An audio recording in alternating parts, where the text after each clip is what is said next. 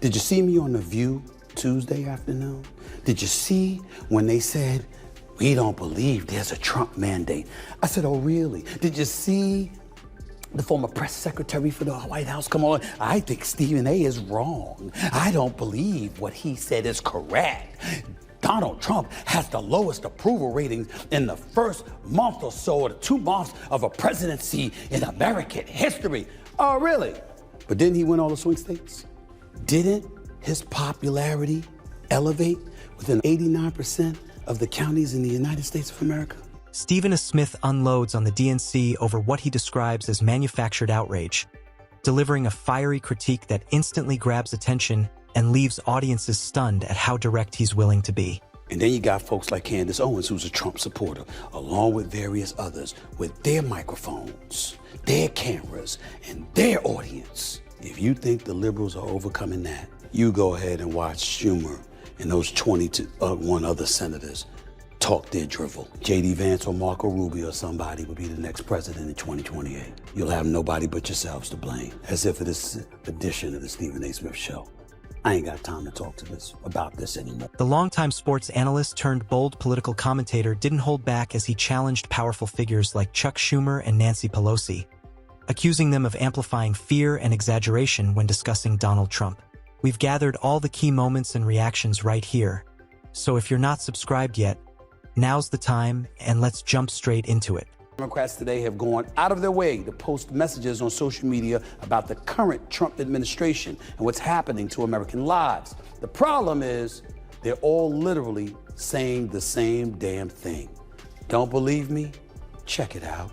When I win, I will immediately bring prices down starting on day one.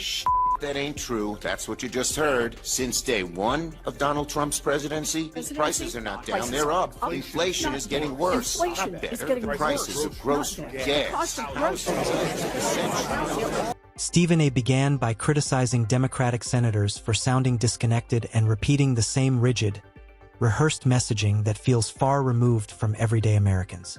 He argued that too often it seems like they're reading from a prepared script rather than speaking with genuine conviction, urgency, or relatable emotion. He highlighted how party leaders continue recycling identical talking points, warning about rising costs, describing economic struggles, and attacking Trump's hardline immigration stance, yet rarely presenting anything new, persuasive, or truly compelling. At the same time, he noted, they avoid directly addressing voters' pressing concerns with clear and transparent responses. Stephen A. maintained that Democrats lean heavily on predictable outrage and overused narratives. The result, he said, is communication that feels stale, forced, and increasingly disconnected. In his view, that lack of creativity and emotional awareness explains why many Americans are tuning out, frustrated with leaders who appear to lecture rather than listen. Why the hell would 22 Democratic senators be literally echoing the same thing and think that would resonate with the American people? All it shows is that the same fabric of our democracy is unchanging in the eyes of some of these officials, and as a result, the constituency they represent, which is why Donald Trump is in office. What, do I have to come up to Capitol Hill and give you lessons? Seriously, you don't get it? Oh, you did. Elizabeth Warren, Cory Booker, Chuck Schumer, let's all get together. Let's put this in a prompter, and all together, albeit in separate rooms, we'll grab a microphone and say the same damn thing. And that's what's going to resonate with the American people. And then you wonder why you're no longer in. According to Stephen A., the Democrats' current strategy may be doing exactly the opposite of what they intend, unintentionally boosting Donald Trump's momentum. He argued that this very approach contributed to Trump's first presidential victory, yet party leadership seems prepared to repeat it. Rather than refining their message or recognizing voter fatigue, they have doubled down on rhetoric that feels detached from daily realities. Stephen A. stressed that Trump succeeded because he understood how to communicate with ordinary Americans. His style was clear, direct, and emotionally resonant. Whether people supported him or strongly disagreed, they always understood his position. Trump sounded less like a polished insider and more like someone speaking plainly. That relatability, Stephen A. noted, allowed him to connect across economic and social backgrounds. Ignoring that lesson, he warned, risks reinforcing the political dynamic Democrats claim to oppose. Chuck Schumer and the typical politicians, oh, inflation is high. Oh, look at them pointing the fingers at the migrants. Oh, look at them blaming immigration. They don't care about you. Oh, by the way, they don't care about well, why would you bother people from the LGBTQ community? Why would you bother folks with transgender and all this? Why would you do that? That is what the Democrats say. That's what most politicians would say. Here's Trump. They're pieces of shit. They don't give a about you. It's rigged. They've hoodwinked you all the time. They think you're a freaking joke. They give you the middle finger anytime they want to. Here's Trump. Them. They ain't worth shit. Stephen A. also argued that Donald Trump speaks instinctively, delivering messages with intensity that deeply resonates with his audience.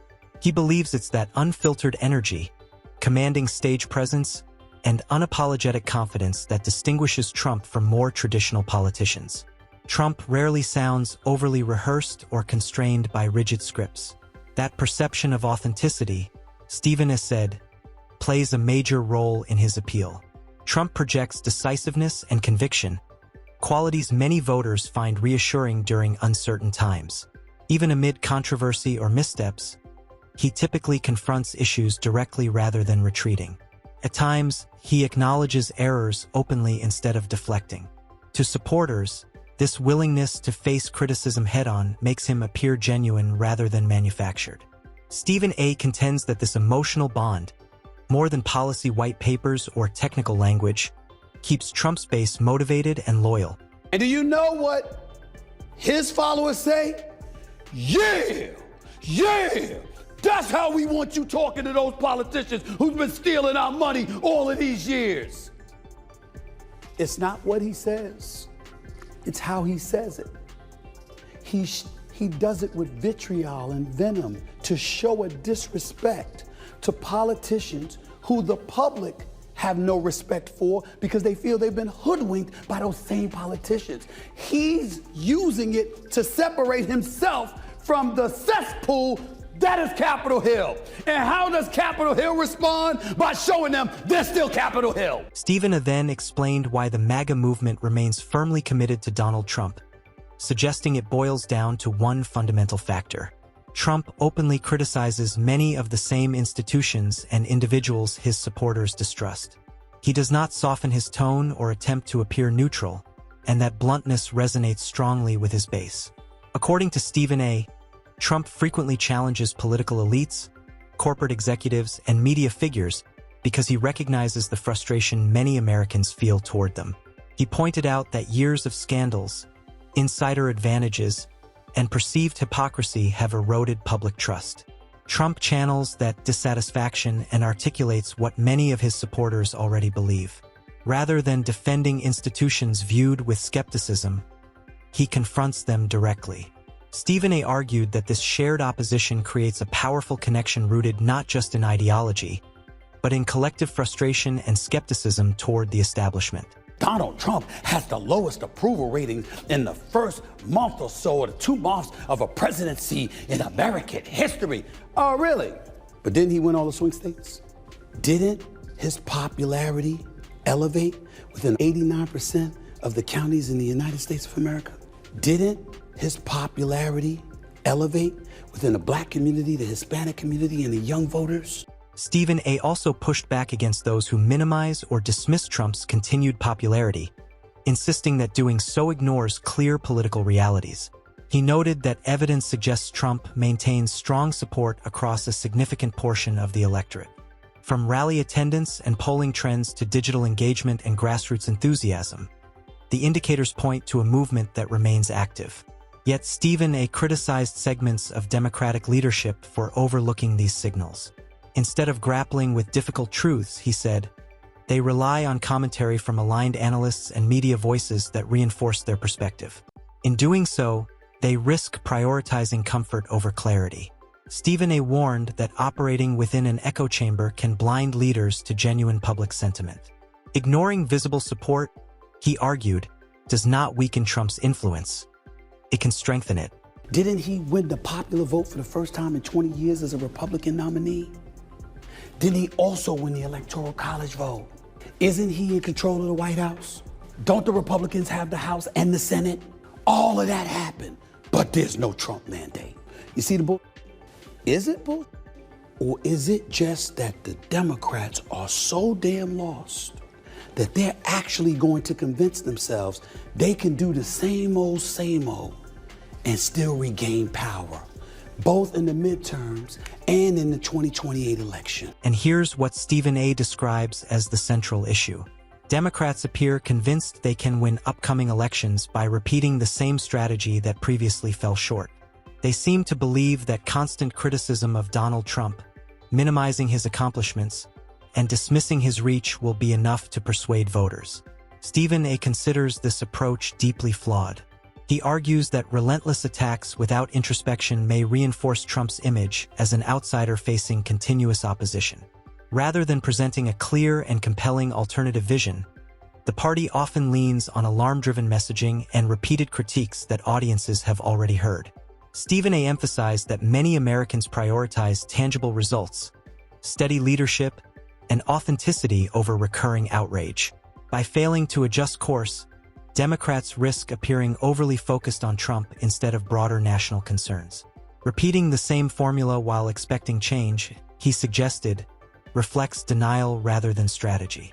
I'm here to tell you that's not going to happen because Trump has the power now.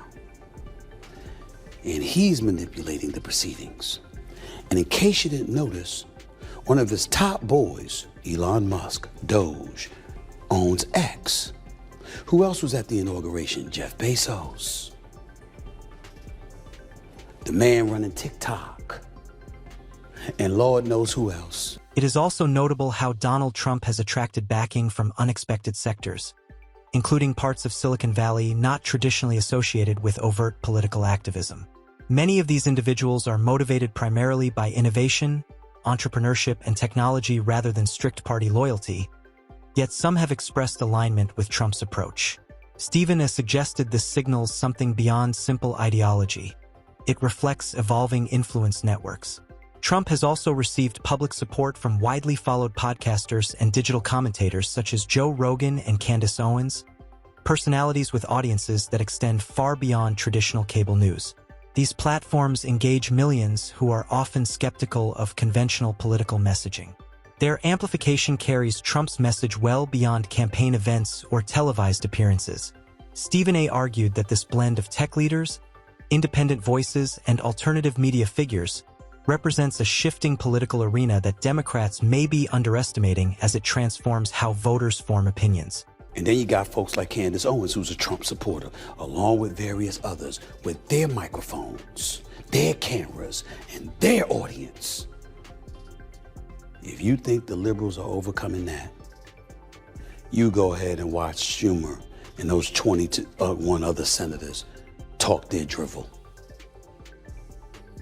J.D. Vance or Marco Rubio or somebody will be the next president in 2028. You'll have nobody but yourselves to blame. As if it is an edition of the Stephen A. Smith Show. I ain't got time to talk about this anymore. Stephen A. then offered a direct warning. If Democrats fail to reassess their strategy before the next election cycle, they could face defeat not only against Donald Trump, but potentially against other Republican contenders as well. He stressed that the issue is not solely about the opposing candidate. It concerns the party's reluctance to address internal weaknesses. Voter dissatisfaction, he said, appears to be increasing. Without meaningful adjustments in messaging, priorities, and leadership tone, that dissatisfaction may continue benefiting Republicans. Stephen A. described this as a difficult political reality that Democrats have yet to fully acknowledge.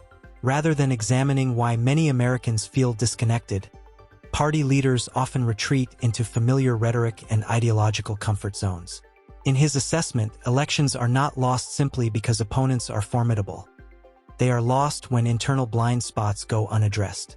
Until Democrats confront those challenges directly, he cautioned, the risk of defeat remains significant. About to turn my attention to the Democrats in the presidential election they lost 4 weeks ago. I mentioned it just a second ago. I'm going to mention it again because the news doesn't get any better in terms of how much they spent to win.